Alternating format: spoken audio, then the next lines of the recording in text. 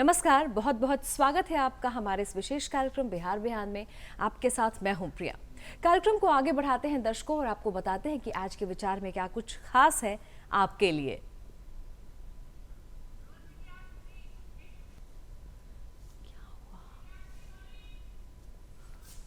हो सकता है हम ठोकर खाकर गिर पड़े, पर हम उठ सकते हैं। लड़ाई से भागने से तो इतना अच्छा ही की है। आवाज बहुत तेज है। तुम्हें कोई पढ़ा नहीं सकता, कोई आध्यात्मिक नहीं बना सकता। तुमको सब कुछ खुद अंदर से सीखना है। आत्मा से अच्छा कोई शिक्षक नहीं है। आप हैं जाने माने शायर हैं, जाने माने लेखक हैं। आप सक्रिय पत्रकारिता में काफी लंबे अरसे तक आप रहे हैं जी। आपने कई जाने माने और दिग्गज पॉलिटिशियंस, अभिनेता, सबके आपने साक्षात्कार लिए हैं जी। और आज आप हमारे समक्ष यहाँ बैठे हैं।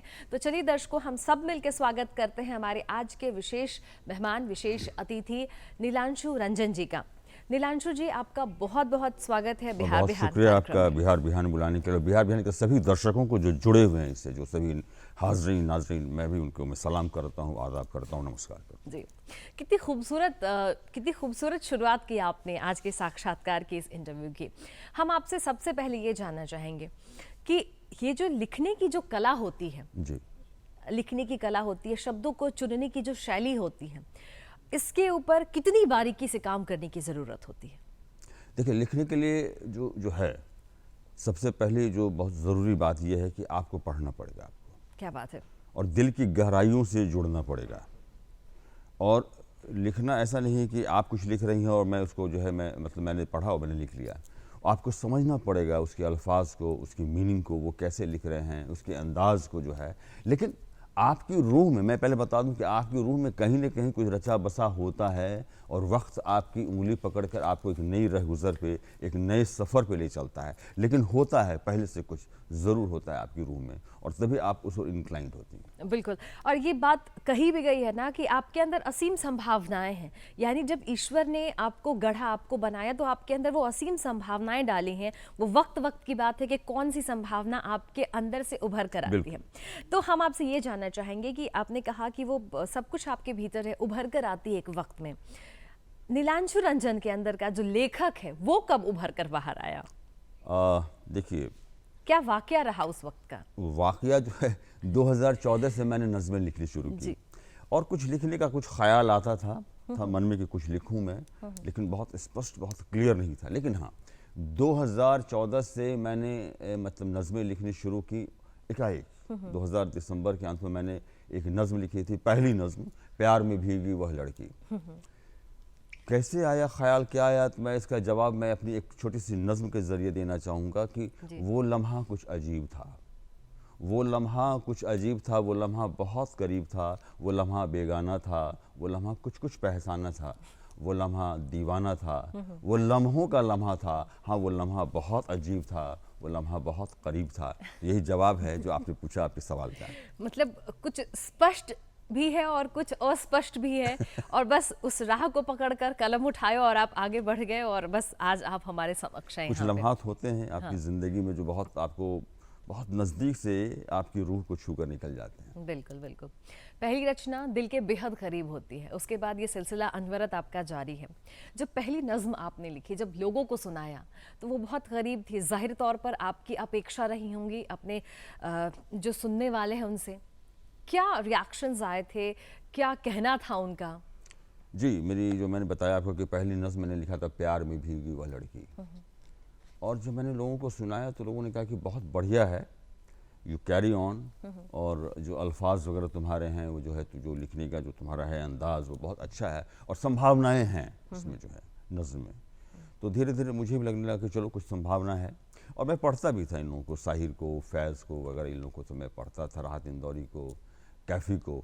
तो कहीं न कहीं वे लोग खींचते थे मुझे, और मैं भी उनकी तरफ खींचता था। तो लोगों ने कहा कि नहीं, इसको लिखो। और जब मैंने लिखना शुरू किया, वो पहली नज़्म आई, फिर दूसरी नज़्म, तीसरी नज़्म, फिर कुछ प्रकाशित भी हुई, कुछ शाया भी हुई इधर उधर जो है। तो उसके बाद पता नहीं, फिर जो मैं बढ़ा उस राह में, तो फिर पीछे मुड़ कर नहीं देखा मैंने। बिल्कुल, बिल्कुल। और होना भी यही चाहिए कि जब आप कुछ सोच कर आगे बढ़ते हैं तो आपको पीछे पलट कर देखना नहीं चाहिए, क्योंकि कहते हैं कि पीछे पलट के देखने से आपकी जो शक्ति है वो कम जी। हो जाती है। अ, आपने खुद का आकलन किया, पहली नज़्म लिखी, उसके बाद दूसरी नज़्म और तीसरी लगातार आप लिखते चले गए। किताब भी आपकी आई है, जी। हम उसके बारे में जानना चाहेंगे। मेरा पहला उपन्यास आया 2018 में, खामोश लम्हों का सफ़र, और वो विवाहितर प्रेम पे आधारित है, एक्स्ट्रा मैरिटल अफेयर पे आधारित है वो, खामोश लम्हों का सफ़र 2018 में। और क्या बताऊँ आपको, वो मेरा पहला उपन्यास, मैंने सोचा भी नहीं था कि इस कदर वो जो है चर्चित होगा, इस कदर वो मतलब सफलता पाएगा वो उपन्यास जो है। 2018 में ममता कालिया पटना में उसको लॉन्च की थी आकर के, और काफ़ी वो उपन्यास बिका। और सबसे बड़ी बात है कि लोगों के रिएक्शंस मुझे जानने को मिले, दूर दूर से, अहमदाबाद, बेंगलुरु, बॉम्बे, कई जगहों से मुझे फ़ोन आते रहे कि बहुत अच्छा लिखा है आपने, और एक सिटिंग में ये पढ़ने लायक उपन्यास है। तो ये खुदा का कुछ था, मुझे लगता है कि उनकी दुआएं मेरे साथ कि वो मेरा पहला उपन्यास जो है काफ़ी बढ़िया रहा। फिर उसके बाद जो है सो मेरी नज़मों का वो मजमुआ संग्रह आया, रात, खामोशी और तुम, और जिसको मतलब उसमें भूमिका लिखी राहत इंदौरी साहब ने, और राहत इंदौरी साहब पटना भी आए हुए थे मेरे ही उस कार्यक्रम में जो है, तो रहा। फिर उसके बाद मेरा एक उपन्यास अभी 2-4 दिनों पहले आया है, जिसकी लॉन्चिंग अभी होनी है, फासले दर फासले। सॉरी। तो ये जो है, ये फासले दर फासले, ये एक कम्युनल राइट है, चल रहा है, दंगा है, प्रेम कहानी भी है, लंबी कहानी है प्रेम कहानी की, और हिंदू मुस्लिम एंगल वगैरह वगैरह है, तो ये भी है। और सबसे पहले जो मेरी किताब आई थी नॉन फिक्शन थी, वो स्वामी सहजानंद सरस्वती की वो जीवनी थी, जो 2013 में ही आ गई थी। फिर उसका अंग्रेज़ी तर्जमा भी आया है, जिसको ट्रांसलेट किया मेरी पत्नी ने, निशा पंकज ने। तो वो उसके बाद, लेकिन मैं फिक्शन से मैं जुड़ गया, मैं शायरी में, कहानी में, उपन्यास में, यही दास्तान है। चलिए, ये तो आपके आगे का सफ़र है, लेकिन आपको थोड़ा सा पीछे लेकर जाना चाहेंगे। आपने बताया कि लगभग आप 18 साल तक सक्रिय पत्रकारिता से जुड़े रहे। उस दौरान आपने नामचीन हस्तियों के इंटरव्यू लिए, साक्षात्कार लिए आपने। वो दौर कैसे शुरू हुआ, पत्रकारिता का दौर कैसे शुरू हुआ, और बिहार में रहकर आप उस जगह, उस मुकाम तक कैसे पहुँचे? देखिए, जब मैं पटना आया था तो मैं, मेरी पत्नी, एक छोटा बच्चा, वो मेरे जो है सो, तो वो बड़ी मतलब कठिन दिन थे, बड़े संघर्ष के दिन थे जब मैं पटना आया था। हालांकि हमारे पिताजी बेगूसराय के बड़े प्रतिष्ठित वकील रहे हैं, बहुत बड़े वकील रहे हैं, लेकिन मैं उनकी ख्वाहिश के ख़िलाफ़ मैं आया, मैं यहाँ पे, चूँकि वो चाहते थे कि वो बड़े वकील थे तो मैं भी वकील बनूँ, तो मैं उसको छोड़ के मैं आया था। लेकिन बचपन से कहीं ना कहीं एक था मेरे मतलब जहन में, दिमाग में, कि मुझे कुछ ऐसा करना है कि मैं मतलब पब्लिक फील्ड से मैं जुड़ूँ, स्पॉटलाइट में मैं रहूँ, ये था मेरे दिमाग में, ये चलता रहता था। तो क्या करूँ? तो एक बचपन से फिल्म से जुड़ने का शौक़ था, अभिनय से जुड़ने का, अभिनेता बनने का था, लेकिन खैर वो नहीं हो पाया। उसके बाद मैं क्या करूं, तो मैंने सोचा, तो मैं उसके बाद मैं पत्रकारिता में आया, लेकिन मैं अखबार से नहीं जुड़ा। मैं टीवी पत्रकारिता से आया, टीवी पत्रकारिता में जुड़ा, और 2000 में मैं, विनोद दुआ का एक प्रोग्राम था, वो परख, वो सहारा पे आता था, मैं उससे जुड़ गया। उसके बाद मैं फिर ईटीवी में आया बतौर सीनियर मोस्ट करेस्पॉन्डेंट। ईटीवी से मुझे एक नई पहचान मिली, और वहाँ ख़ासकर जो मतलब रिपोर्टिंग जो थी, ख़ासकर एंकरिंग में मुझे बहुत मतलब ज़बरदस्त पहचान मिली, लोगों ने बहुत पसंद किया, और जो मैं पॉलिटिकल इंटरव्यू में करता था, लोगों ने बहुत पसंद किया। तो इस तरह से मैं जुड़ा, चूँकि मैं चाहता था कि ऐसे फील्ड से जुड़ जहाँ लोग मुझे जाने, महत्वाकांक्षा थी मेरी, मैं इसको मैं एक्सेप्ट करता हूँ, मैं इसको लोग जाने, और इसलिए जो है मैं आ गया जो है। और बचपन से था मेरे दिमाग में कुछ ऐसा करना है, कुछ ऐसा करना है। ये नहीं था कि हाँ मुझे, मैं डॉक्टर बन जाऊँ, इंजीनियर बन जाऊँ, फला मैं जॉब में चला जाऊँ, ऐसा नहीं, कुछ अलग करना है, कुछ मुख्तलिफ करना है। नीलांशु जी, आपने अपनी जर्नी बताई कि कैसे आपका पत्रकारिता में आना हुआ, कैसे आप एक संस्थान से निकल के दूसरे संस्थान में गए, और कैसे हर रोज़ आपने कुछ नया सीखा। देखिए, मेरा घर बेगूसराय है, बेगूसराय का मैं रहने वाला हूँ, और पढ़ाई लिखाई के बाद जो है बाबूजी की थी कि तुम नौकरी में आओ, उनकी ज़िद थी, यूपीएससी वगैरह का दो, और यूपीएससी मैंने दिया, उनकी ज़िद पे एक बार मैंने दिया भी, और संयोग से पीटी भी निकल गया, मैं क्वालिफाई कर गया मेरी पीटी में। फिर उनका था कि वो मेंस वगैरह के लिए कि अब उसमें तैयारी करो, लेकिन उसी वक्त पता नहीं मैं चला गया पुणे रजनीश आश्रम, और वो आया, मैं फिर लौट के मैंने मेंस दिया, लेकिन दिया यूं ही दिया, होना तो था नहीं। और उसके बाद एक बड़ा एक मतलब था गैप कि क्या करना है नहीं करना है, कुछ समझ नहीं आ रहा था। मेरे पेरेंट्स भी चिंतित थे कि क्या करेगा, बहुत फिक्रमंद थे। उन्होंने कहा कि तुम वकालत में आ जाओ। तो खैर मैं वकालत में भी आ गया। मैंने की तो 1 साल मैंने किया, लेकिन मेरी तबीयत नहीं लगी लॉ में, मेरी वकालत में मेरी तबीयत नहीं लगी। और मैंने बाबूजी को कहा कि मेरा मन नहीं लग रहा है। लेकिन हाँ, मेरी पत्नी का बहुत सपोर्ट रहा। उसने कहा कि तुम क्या करना चाहते हो, जो तुम करना चाहते हो तुम अपने सपने को पूरा करो। और वो मुझे पटना ले आई। पटना ले आई, उसके बाद उन्होंने ज्वाइन कर लिया एक स्कूल। उसके बाद मैंने जो है सो थोड़े दिनों के बाद जो है सो मैंने जैसे बताया कि विनोद दुआ का प्रोग्राम आया 1999 में, आ गया था 1999 में। उसके लास्ट में ही मैं उसमें जुड़ गया मैं। उसके बाद जो है वो जर्नी शुरू हो गई हमारी पत्रकारिता की जो है, और काफ़ी मन लगा उसमें, पत्रकारिता में भी जो है सो बहुत मन लगा। लेकिन अप्स डाउन्स बहुत लगा रहा मेरी मतलब ज़िंदगी में, और अभी भी है, ऐसा नहीं है, ये स्मूथ चल रहा है। और मैं मानता हूँ कि जो है अप्स डाउन्स जो है आपकी ज़िंदगी का, ये जो है it's part and parcel of your life. और ये आपको जो है सिखाती भी है बहुत सारी चीज़ें जो हैं, आपको जो है एक नई राह पे भी ले जाती हैं, आपको मैच्योर भी करती हैं, मैच्योर ज़हनी तौर पे, मतलब नॉट जिस्मानी तौर पे आपको मैच्योर भी करती हैं। तो वो एक रहा, मुझे लगता है तकरीबन मैं 17-18 साल में रहा पत्रकारिता में जो है, और बढ़िया जो भी किया मैंने उसमें एक हमारी पहचान बनी बिहार झारखंड में, लोगों ने मुझे जाना। लेकिन कुछ करने की ख्वाहिश थी और एक छटपटाहट भी थी मेरे अंदर कि मैं कुछ करूं, तो मैं क्या करूं। धीरे धीरे मैंने वो लिखने का एक चल रहा था मेरे अंदर जो है, तो कुछ मैंने लिखना शुरू किया। कुछ कहानियाँ वहानियाँ मैंने लिखी, वो आजकल वगैरह में प्रकाशित हुई, लेकिन कुछ था नहीं। उसके बाद जो है सो फाइनली मैंने ये डिसाइड किया कि नहीं, अब मुझे लिखना है, बॉम्बे जाना है। और अभिनेता तो नहीं बना, लेकिन मुझे अब जो है लिरिसिस्ट बनना है, एक गीतकार बनना है। और वो जो है, और धीरे धीरे जो मैंने ये महसूस किया कि जो है जब मैंने लिखना शुरू किया, जब मेरे उपन्यास आने शुरू हुए, मेरी नज़में प्रकाशित होनी शुरू हुई, नज़मों का संग्रह, तो धीरे धीरे उसमें भी पहचान बनी, लोग जानना भी शुरू हो गए। और तो काफ़ी जगह से अब जो है मुझे कॉल भी आता है, यहाँ मुशायरे में चलना है, वहाँ इंटरव्यू कर में है, तो मुझे लगा कि चलो अब ठीक है। बॉम्बे में भी मुझे जो है कई प्रोड्यूसर डायरेक्टर से बातचीत, उन्होंने कहा कि बहुत अच्छा लिखते हैं आप, लेकिन इतने दिनों तक थे कहाँ आप आइए बॉम्बे, जल्दी आइए। तो मैं बॉम्बे मैंने मतलब ले रखा है कमरा भी किराए पे। मैं अभी जाऊंगा दिसंबर में। अच्छा। और इंशाल्लाह सब अच्छा रहेगा। जाहिर तौर पर सब अच्छा होगा, लेकिन कहते हैं कि एक लेखक, एक शायर प्रेम पे लिखता है, प्रकृति पे लिखता है, बहुत सारी चीज़ों पे लिखता है, लेकिन कहीं ना कहीं उनकी लेखनी में एक प्रहार होता है समाज की उन कुरीतियों पर, उन विसंगतियों पर जो हमारे समाज में व्याप्त है। क्योंकि कहते हैं कि लेखक ही एक ऐसा जरिया है, एक माध्यम है, लेखक की लेखनी एक ऐसा जरिया माध्यम है जिसके जो समाज में बहुत बड़ा बदलाव ला सकता है।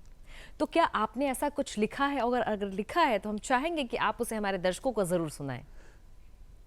देखिए, मेरी तो ज़्यादातर जो नज़में हैं वो मोहब्बत को लेकर है, क्योंकि मैं मोहब्बत से लबरेज़ हूँ, मैं उसी से सरशार हूँ, मैं मोहब्बत से आप कह लीजिए, तो मोहब्बत को लेकर लिखी। लेकिन हाँ, कुछ ऐसी भी नज़में हैं जो मतलब जो है, मतलब जो वक्त को देखते हुए, उसके सिचुएशन को देखते हुए जो मैंने देखा, तो मैंने उस पर भी मैंने लिखा है। और आपने जैसा कहा तो मैं आपको सुनाता हूँ कि एक वक्त को लेकर है, एक थोड़ा सा मुझे वक्त दीजिए, मैं निकाल रहा हूँ। और ये बहुत बेहद ज़रूरी हो जाता है कि जब आप लिखते हैं, आपकी लेखनी में जब ताकत है, तो वो ताकत समाज के लिए निकल कर बाहर आनी चाहिए, ताकि, क्योंकि हमने देखा है, भारत के इतिहास में हमने देखा है कि जब जब बड़े बदलाव आए हैं जी, तब लेखकों की बहुत बड़ी भूमिका रही है, शायरों की बहुत बड़ी भूमिका रही है, कवियों की बहुत बड़ी भूमिका रही है। मैंने लिखा, आपको मैं सुनाना चाहूँगा। ये जो समाज है, ये जो दुनिया है ना, जहाँ आपको लगता है कि मैं प्रिय पे मैं विश्वास करूँ, मैं उन पे करूँ, और वो आपके सामने कुछ बोलते हैं, पीछे कुछ बोलते हैं, और आपको पुल डाउन करने की कोशिश करते हैं। वो जो है, जैसे कि निदा फाजिल ने कहा कि किसी आदमी को देखो तो कई बार देखो, क्योंकि उनके 10-20 चेहरे होते हैं, उनके शक्ल होते हैं। तो हर आदमी के अंदर कई मुखौटे, कई चेहरे होते हैं जो का। तो वो एक मैंने लिखा, एक बार मैं मतलब किसी व्यक्ति से, या ये कह लिए कि मैं बहुत व्यथित हो गया था, और मुझे लगा कि क्यों आदमी की ये फितरत क्यों हो। तो उसमें मैंने लिखा था, उसका उन्वान उसका है वक्त और रिश्ते। फुर्सत में आज वक्त बैठा मेरे पास, फुर्सत में आज वक्त बैठा मेरे पास, थामा मेरे हाथ को उसने अपनाइयत से और कहा, तुम खामखा मुझे रुस्वा करते हो, तुम खामखा मुझे रुस्वा करते हो, मैं तुम्हें बताऊं मैं अच्छा या ख़राब नहीं होता है। वक्त कह रहा है, मैं तुम्हें बताऊं मैं अच्छा या ख़राब नहीं होता, मैं तो फ़कत अपनी तासीर बदलता हूं ताकि तुम्हें रिश्तों के जायके का पता चल सके, ताकि तुम्हें रिश्तों के जायके का पता चल सके कि कौन तुम्हारे अपने हैं कौन नहीं। तुम मुतमईन होते हो, तुम मुतमईन होते हो कि तुम अपनों से घिरे हो, आसपास तुम्हारे अपने हैं, तुम्हारे चाहने वाले, तुम्हारे जज्बात को समझने वाले। तुम्हारे इसी वहम को झटका देने के लिए मैं तुम्हारी उंगली थाम तुम्हें लिए चलता हूँ उन गलियों में, उन मोहल्लों में, उन घरों में कि ज़रूरत के उन चंद लम्हात में किनके घर के दरवाजे खुलते हैं तुम्हारे लिए, और किस रिश्ते का रंग आसमानी है शफ़क़ की मानिंद लालिमा लिए हुए। कुछ ऐसी चीज़ें होती हैं जिनकी हर लेखनी में नज़र आ जाती हैं। आप ऐसा किस चीज़ का इस्तेमाल करते हैं, ऐसे कौन से शब्द का इस्तेमाल करते हैं, ऐसे कौन से कहते हैं कि चांद तारे किस किस का इस्तेमाल करते हैं कि जो हर नज़्म में आपकी वो दिखी जानी होती है? बहुत अच्छा सवाल किया आपने। मेरी नज़मों में मैं चांद अक्सर आता रहता है। अच्छा। चांद कभी मेरी खिड़की पे आता है, कभी मेरे बिस्तरे पे आता है, कभी मेरे तकिए के बगल में आ जाता है। और तकरीबन मतलब अगर 100 नज़मों को आप उठाएंगे मेरी नज़मों को तो 90 में चांद का जिक्र होगा। और लोग जानते भी हैं, जब मैं मुशायरे में जाता हूँ लोग कहते भी हैं कि अरे नीलांशु जब तो चांद का जिक्र होगा जो है सो।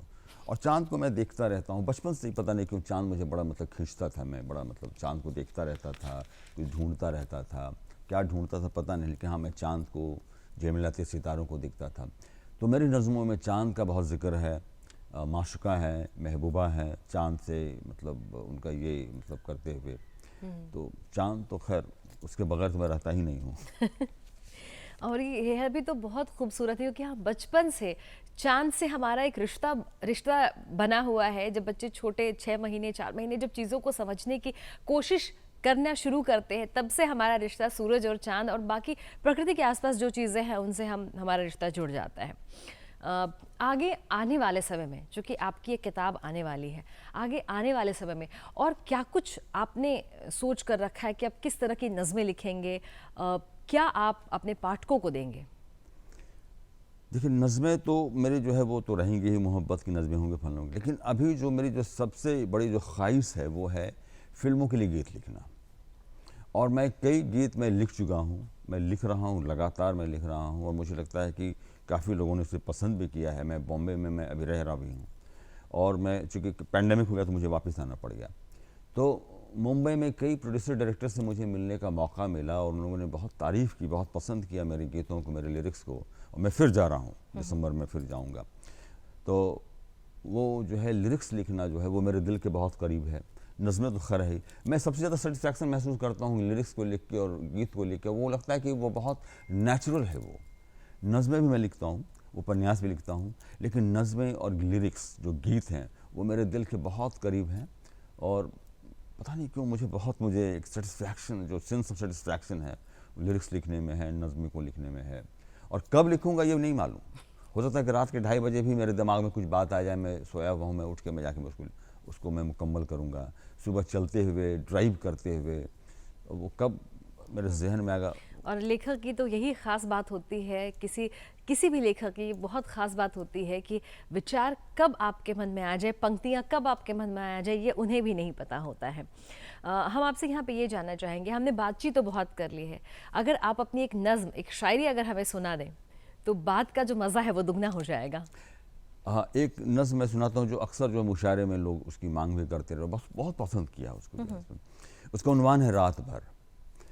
रात भर, ये कैसी फ़ज़ा कैसा मंज़र है खुदा, ये कैसी फ़ज़ा कैसा मंज़र है खुदा, बारिश होती रही चांद भीगता रहा रात भर।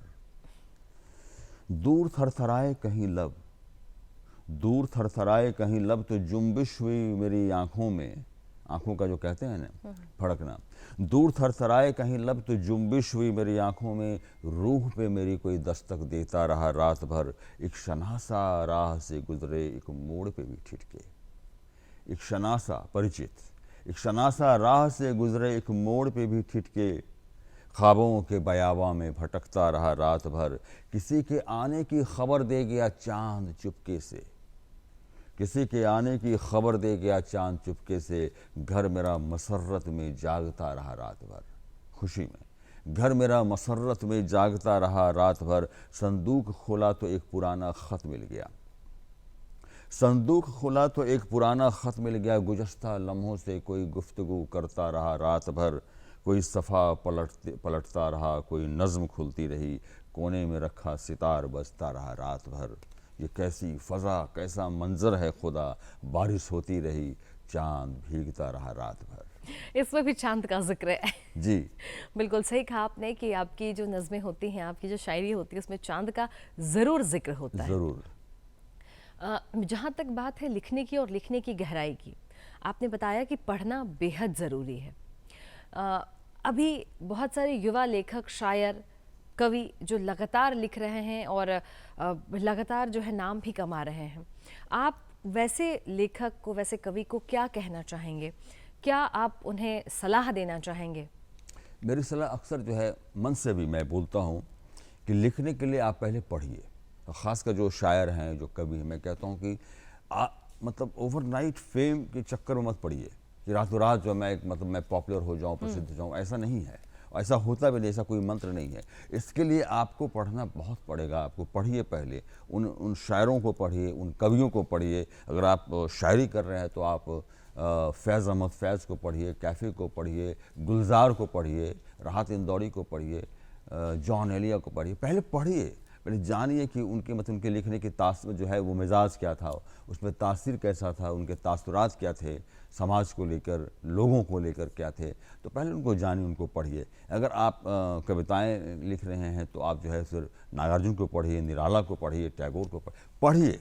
पहले पढ़िए, पढ़ना बहुत ज़रूरी है, बगैर पढ़े नहीं हो सकता है। हाल फिलहाल में आपकी कौन सी किताब आने वाली है, कौन सी नज़्म आने वाली है, हम उसके बारे में जानना चाहेंगे। अभी जो हाल में जो बहुत ही ताज़ा तरीन है, जो 2-4 दिनों पहले ही पब्लिश होकर आई है, मेरा उपन्यास है फासले दर फासले। जी। और अभी इसकी लॉन्चिंग भी होनी है, अभी 27 नवंबर को नासिरा शर्मा करेंगे। तो ये अभी आया है, मतलब समझिए 2-4 दिनों पहले ही ये छप के आया है, अभी जो है शाया हुआ है ये फासले दर फासले। और इसका विषय भी बहुत, मतलब आप समझिए कि बहुत ही गूढ़, बहुत ही गंभीर है। कम्युनल राइट पर है और साथ में प्रेम कहानी भी चल रही है, और लंबी प्रेम कहानी है, कम्युनल राइट है। तो इसको मैंने दर्शाने की कोशिश की है अभी इसमें फासले दर फासले में, कि ये जो देखिए कम्युनल राइट जो होता है ना, जो दंगे होते हैं, उसमें ना हिंदू चाहता है कि दंगा हो, ना मुस्लिम चाहता है दंगा हो। चाहता कौन है? चाहते हैं हमारे सियासतदान, राजनीति। बिल्कुल बिल्कुल, बहुत सही कहा आपने कि जो चीज़ें हैं वो सर्कमस्टांसेस ऐसे हो जाते हैं, सिचुएशंस ऐसे हो जाते हैं कि आप चाह करके भी बहुत सारी चीज़ों को आप नहीं रोक सकते हैं। क्योंकि कभी भी आप जब देश चलाते हैं, राज्य चलाते हैं, समाज चलाते हैं, वहाँ हम हमेशा से सुख, शांति और सौहार्द की कामना करके आगे बढ़ते हैं। जाहिर तौर पर जब आपकी ये किताब मार्केट में आएगी, जब इसका लॉन्च हो जाएगा, लोग पढ़ेंगे, जाहिर तौर पर उन्हें भी समझ में आ जाएगा कि हम सब, ये जो गंगा जमुना तहजीब की जो बात होती थी, वो तब से लेकर अब तक लगातार वैसे ही उस प्रेम के साथ चलता आ रहा है। आपकी इस किताब के लिए बहुत सारी आपको शुभकामनाएं हम दे रहे पूरे डीडी बिहार टीम की तरफ से। आपसे ये हम यहाँ पे जानना चाहेंगे कि आपने लिखा है, आपने बहुत सारे लेखकों को पढ़ा है, शायरों को पढ़ा है, इन सब में आपके दिल के बेहद करीब कौन है? शायर में? जी, शायर में जो मेरे दिल के बहुत करीब हैं उसमें साहिर लुधियानवी हैं, गुलजार हैं, कैफ़ी हैं। ये मेरे बहुत दिल के करीब हैं। वैसे पढ़ने को तो मैंने बहुतों को पढ़ा है, राहत इंदौरी को भी पढ़ा है, जावेद अख्तर को भी पढ़ा है, लेकिन गुलजार, साहिर लुधियानवी और कैफ़ी बहुत मेरे, और गुलजार बहुत खींचते हैं मुझे। गुलजार से मैं बहुत मुतासिर हूँ, बहुत ही ज़्यादा मैं। और मुझे लगता है जो गुलजार का जो अंदाज़ है लिखने का, चाहे उनके आप लिरिक्स देखिए, चाहे उनकी नज़मों को देखिए, और क्या अंदाज़ है। आपकी आँखों में कुछ महके हुए से राज हैं, आपसे भी खूबसूरत आपके अंदाज हैं।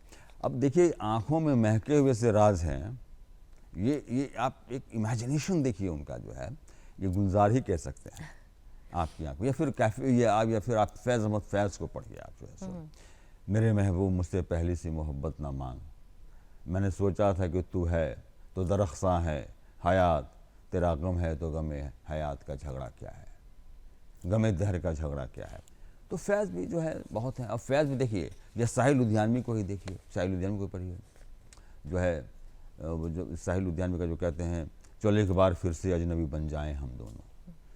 फ़िलॉसफी भी है, इश्क भी है, और इनकलाब जो है वो भी करते हैं वो। बिल्कुल। कहते हैं कि कम शब्दों में बहुत सारी भावनाओं को समेट लेना, इसी को तो शायद लेखनी कहते हैं, इसी को तो शायद कहते हैं कि आपने नज़्म लिखी, आपने शायरी की है। हम आपसे ये भी जानना चाहेंगे कि ये सारी चीज़ें एक तरफ, लेकिन जो नॉर्मल लाइफ होती है, चूँकि आप, मुझे लगता है कि कहीं भी जाते आते, सोते उठते बैठते, आपके दिमाग में कुछ ऐसा ही चलता रहता जी। होगा। एक बतौर शायर आपका एक व्यक्तित्व अलग है, लेकिन एक बतौर कहते हैं कि बतौर मित्र, बतौर पति, बतौर पिता, कैसे आप अपना जो रोल है वो कैसे निभाते हैं? मैं बखूबी निभाता हूँ उसको। मैं आप शायर के, मैं शायर तो बहुत बड़ा टर्म है, मैं खुद को नहीं कहता हूँ मैं शायर, वो बहुत बड़ा, वो एक उसका फलक है। हाँ, लिखता हूँ,